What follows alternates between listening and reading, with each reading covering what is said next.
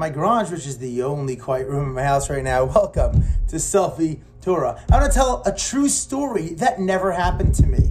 You see, when I was a little kid growing up, my mother, knowing that I was really, really skinny child, would insist that I finish my meal, whatever it is that she gave me. So she would give me a bowl of farina or oatmeal and put it down in front of me, and I would take a few bites and want to leave. She'd, no, you have to finish the whole thing.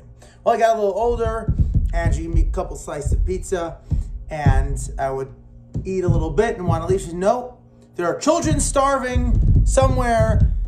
You've got to finish your entire pizza. And I would do that, and I would finish the entire pizza. Well, it came the first day of college, and I signed up for kosher cafeteria, and I went in, and I walk in to the room, and I see a massive pot of noodles this big.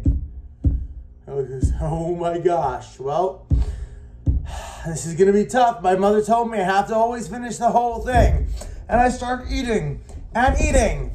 And 60 pounds of pasta later, I was not able to fit through the door. And the next day, I was still in the same room.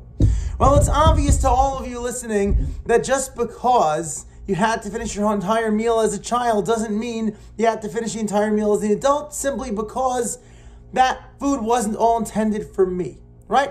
When the food's intended to me, fine. But that food in the cafeteria was not intended for me. It was intended for a whole lot more people. And that's a lesson that we learn in this week's Torah portion from the Nesiim, the Jewish princes, the leaders of the tribes, who gave very generously to the building of the Mishkan, of the portable temple in the desert, and show this from the entire Jewish people who were very generous.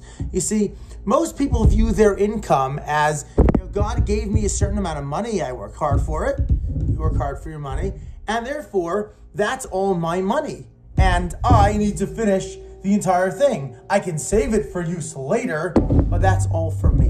And what the Nesiim, and what generous people and people who trust God really recognize is that God sometimes provides us with a great abundance that's not necessarily just for us.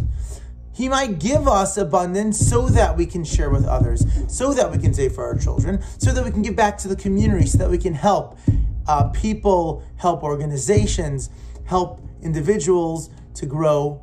And it's not that it's all our pot and we're giving from our pot. It's everyone's pot. It just happens to be in front of us.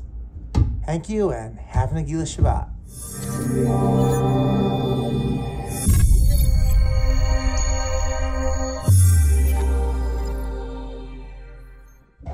Okay, why is there propane in this pot? That's disgusting.